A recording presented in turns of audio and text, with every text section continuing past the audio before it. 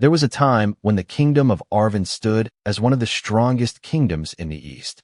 Its walls were high, its soldiers were feared, its markets were full, and its name carried power across deserts, rivers, and distant cities. At the center of this great kingdom was King Arion, a ruler known for his wisdom, patience, and iron will. For 40 years, he ruled with a steady hand. He ended border wars. He rebuilt old roads. He opened trade with foreign lands. He gave the people peace after years of fear. But there was one problem he could not solve. That problem lived inside his own palace. King Arion had 3 sons. Each son believed he was born to wear the crown. The first son was Prince Kael. He was the oldest. He was strong, proud, and loved by the army. From a young age, he trained with soldiers. He knew how to hold a sword before he knew how to write his own name. The generals respected him. The palace guards feared him. The people saw him as a warrior prince, the kind of man who could protect the kingdom from any enemy. But Kael had one weakness. He believed power belonged to the strongest hand. To him, mercy was often a sign of weakness. He thought a king should be feared before he was loved. The second son was Prince Daren. He was clever, calm, and patient. He did not shout like Kael. He did not draw his sword to prove a point. He watched. He listened. He studied people. He knew what men wanted before they said it. He understood politics better than anyone in the palace. The council liked him. The merchants trusted him. Foreign ambassadors enjoyed speaking with him. Many people believed Daren had the mind of a true ruler. But Daren also had a weakness. He trusted strategy more than truth. He could smile at a man in the morning and destroy him by sunset. He believed the throne did not go to the strongest, but to the smartest. The third son was Prince Elian. He was the youngest. He was gentle, thoughtful, and loved by the common people. He spent more time outside the palace than inside it. He walked through villages. He spoke with farmers. He listened to widows. He helped sick children. He asked questions that princes were not expected to ask. The poor saw him as one of their own. The priests saw kindness in him. The old women of the city prayed for him. But Elian had his own weakness. He hated conflict. He believed peace could solve every wound. He believed people would choose what was right if they were given enough time. In a palace full of ambition, that kind of heart was dangerous. For many years, King Arion refused to name his heir. Whenever the council asked him, he gave the same answer. The crown is not a reward for birth. It is a burden for the one who can carry it. The 3 princes heard those words many times. Each one took them in a different way. Kael believed the king wanted strength. Daren believed the king wanted wisdom. Elian believed the king wanted compassion. And so the fight began long before any sword was drawn. It began in silence. It began in small looks across the dining table. It began in whispers behind closed doors. It began with servants choosing which prince to serve. It began with generals visiting Kael at night. It began with council members sending secret notes to Daren. It began with the people chanting Elian's name in the streets. The king saw all of it. He saw the palace dividing into 3 camps. He saw the army leaning toward Kael. He saw the council leaning toward Daren. He saw the people leaning toward Elian. And he knew that if he died without naming a clear heir, the kingdom would bleed. One cold evening, King Arion called his 3 sons into the Hall of Lions. The hall was old and silent. Stone lions stood along the walls. A golden throne sat at the far end. The king did not sit on the throne that night. He stood before it, wrapped in a dark cloak, looking older than his sons had ever seen him. Kael arrived first, wearing his military coat. Daren came second, dressed in fine black silk. Elian came last, with rain still on his boots from visiting the lower city. The king looked at them for a long time. Then he spoke. "My sons, the kingdom is watching you. The palace is choosing sides. The people are afraid. I will not leave my throne to a son who tears the kingdom apart to claim it." Kael lifted his chin, then named the strongest, "Father," and the matter ends tonight. Daren smiled faintly. "Strength can win a battle, brother. It cannot govern a kingdom." Elian looked at both of them. "And pride will destroy whatever father built." The king raised his hand, and the room fell silent. "I will give each of you one task. Not a game, not a ceremony, a test. You will each govern one part of the kingdom for 30 days. At the end, I will judge not by what you say, but by what your people become under your rule." Kael's eyes sharpened. Daren's smile faded. Elian looked worried. The king continued. Kael, you will govern the northern border, where soldiers guard us from raiders. Kael nodded with confidence. Daren, you will govern the capital, where laws, money, and politics meet.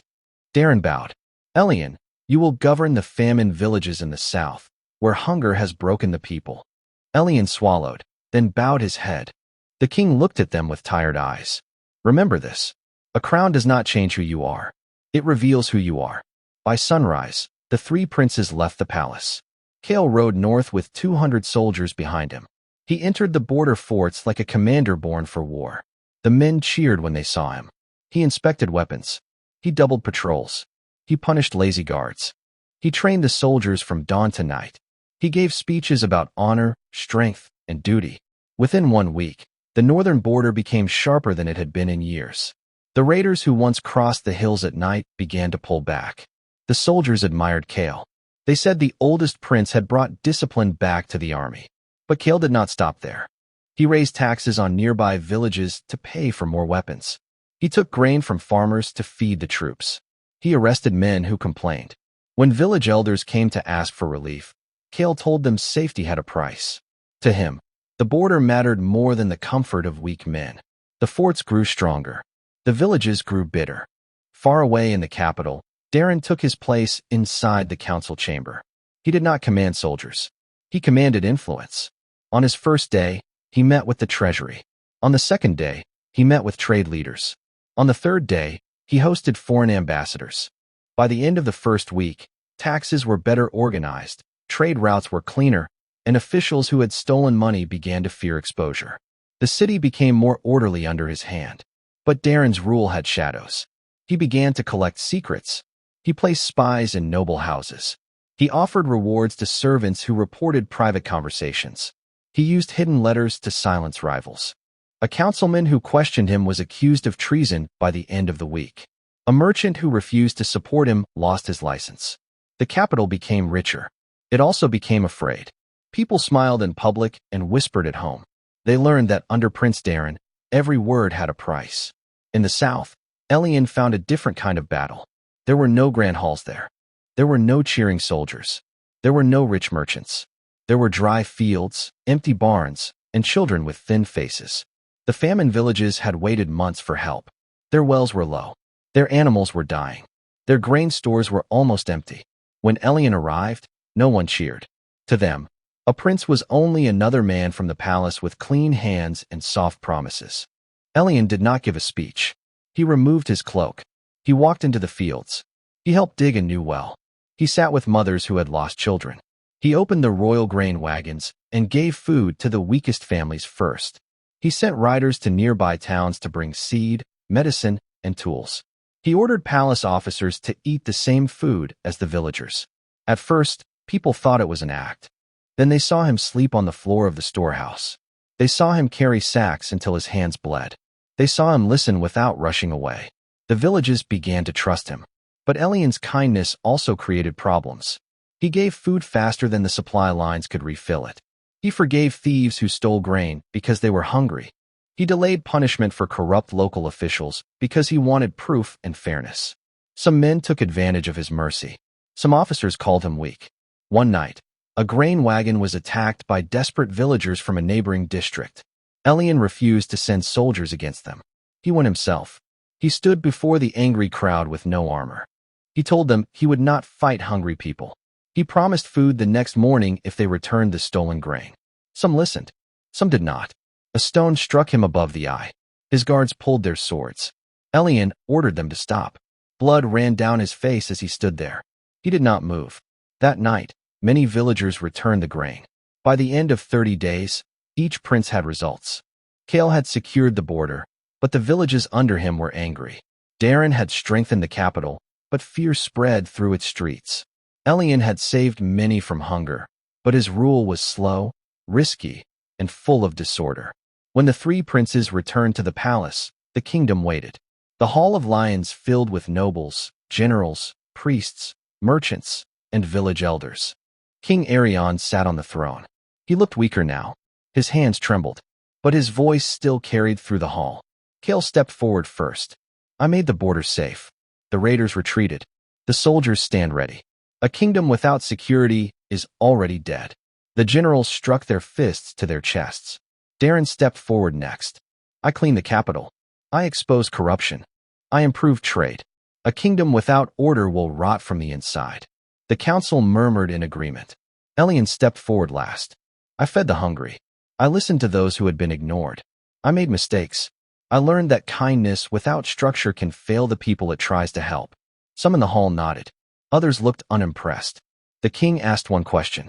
What did your people lose under you? The hall went quiet. Kael frowned. My people lost comfort, but they gained safety. The king looked at him. No, Kael. They lost trust. Kael's jaw tightened. The king turned to Daren. Daren answered with care. My people lost some freedom, but they gained order. The king shook his head. No, Daren. They lost peace of mind. Then the king turned to Elian. Elian lowered his head. My people lost time because I was too slow. They lost grain because I trusted too easily. Some lost faith because I did not act with enough firmness. The hall stayed silent. King Arion leaned back. You are the only one who named your failure without hiding it. Kael's face darkened. Daren's eyes narrowed. The king rose slowly. He reached for the crown beside him. Every breath in the hall seemed to stop. The heir to the throne of Arvand will be Elian. The hall exploded. Some cheered. Some shouted in anger. The generals looked at Kael. The council looked at Daren. The common elders bowed with tears in their eyes. You would give the kingdom to a boy who cannot punish thieves? Daren spoke next. You would give the throne to sentiment while enemies wait at our borders? Elian looked stunned. Father, I did not ask for this. The king looked at all three of them. That is why it must be you. But listen well, Elian. A soft heart alone cannot rule. You will need Kael's courage and Daren's mind. If your brothers love this kingdom more than themselves, they will stand beside you. Kael laughed without joy. Daren said nothing. That night, the palace changed. The king's decision did not end the fight. It sharpened it. Kael returned to the barracks. His loyal commanders gathered around him.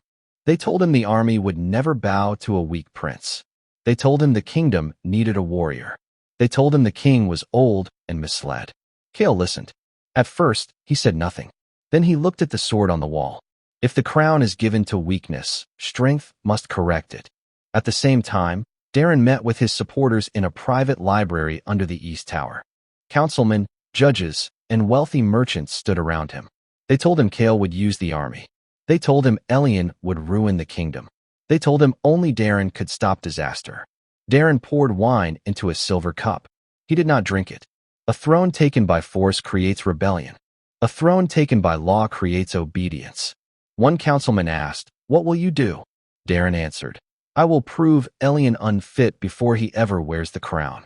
And Elian, the chosen heir, sat alone beside his father's bed. King Arion was dying. His breathing was slow. His eyes were heavy. Elian held his hand. I do not know if I can survive them, Elian said. The king opened his eyes. You are not called to survive them. You are called to save the kingdom from what they may become. Before dawn, King Arion died. The bells rang across the capital. The people filled the streets. The kingdom mourned. But inside the palace, grief had no time to breathe. The fight for the crown had begun. Kael moved first. He ordered the royal guard to secure the armory. He sent riders to the northern forts. He declared that the army would protect the kingdom during the transition. His message sounded loyal. His actions were not. Daren moved next. He called an emergency council. He presented records from Elian's time in the famine villages. He spoke of stolen grain, delayed punishments, and disorder. He argued that the kingdom could not risk an untested ruler. He asked the council to delay the coronation. Again, his words sounded lawful. His purpose was not. Elian stood between them with almost no power of his own. The army leaned toward Kael. The council leaned toward Daren. The people loved Elian, but love did not command soldiers or sign laws. For 3 days, the capital lived in fear. Soldiers stood at street corners. Council messengers rushed through the palace. Rumors spread faster than truth. Some said Kael would arrest Elian. Some said Daren had forged documents. Some said Elian would give up the throne to stop bloodshed. On the 4th day, Elian made a choice. He left the palace without royal armor. He walked into the main square. The people gathered around him. His guards begged him to return, but he refused. He climbed the stone steps before the old fountain. Then he spoke to the crowd. My father named me heir, but I will not take a crown while my brothers prepare to tear this kingdom apart. I call Prince Kael and Prince Daren to stand before the people tomorrow. Let the kingdom hear us. Let truth sit higher than ambition. The crowd roared. The message spread. Kael could not ignore it without looking like a tyrant. Daren could not reject it without looking guilty. So the next day, the three brothers stood before the people in the square. Kael arrived with soldiers. Daren arrived with council guards. Elian arrived with no weapon. The square was packed. People stood on rooftops. Children sat on walls. Old men leaned on sticks. No one knew if they were about to witness peace or bloodshed. Elian spoke first. Brother Kael, you say I am weak. You say the kingdom needs strength. Tell the people what strength means. Kael stepped forward. Strength means enemies fear our borders. Strength means criminals fear our law. Strength means no man dares raise a hand against this kingdom. Some soldiers shouted his name. Elian nodded. And when the hungry asked for food, Kael answered, feed them if you can. Control them if you must. The crowd murmured. Brother Daren, you say I am unfit. Tell the people what order means. Daren smiled. Order means laws are clear. Money is protected. Officials are watched. No ruler survives without control. Some merchants nodded. Elian asked, and when control becomes fear? Daren replied, fear of the law is better than chaos in the streets. The crowd grew restless. Then Elian faced them both. You both speak truth, but only part of it. Kael, a kingdom needs strength, but strength without care becomes cruelty. Daren, a kingdom needs order, but order without trust becomes a cage. Kael stepped closer. And kindness without power becomes death. Daren added, and honesty without strategy becomes failure. Elian looked at them. You are right. That answer surprised everyone. Elian continued, I failed in the south because I thought a good heart was enough. It was not. But both of you failed too. Kael, your soldiers stood taller while farmers cursed your name. Daren, your city grew richer while families feared their own walls. Our father did not test who could win.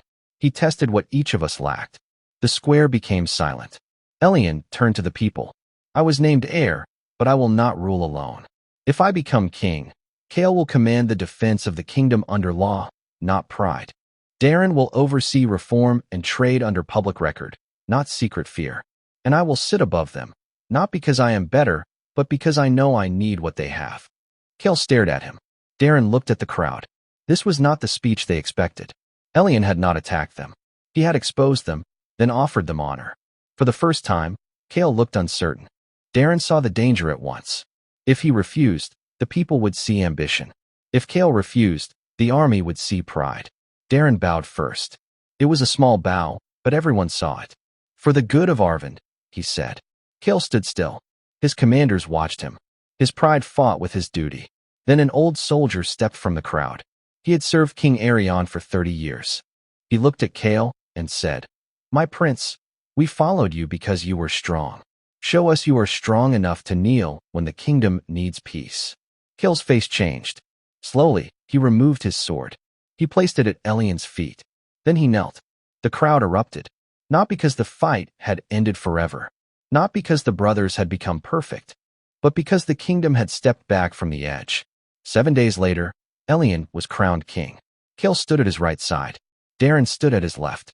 The crown was heavy on Elian's head. He understood now why his father called it a burden. In the years that followed, the three brothers did not always agree. Kael still pushed for stronger borders. Daren still argued for tighter laws. Elian still fought for mercy and care. Their council meetings were loud. Their debates were hard. Their tempers often rose. But something had changed. They had learned that a kingdom cannot survive on one kind of power. It needs strength to protect it. It needs wisdom to guide it. It needs compassion to keep it human. And that is the real story behind the fight of the three crown princes. It was not only a fight for a throne. It was a fight between pride, strategy, and mercy.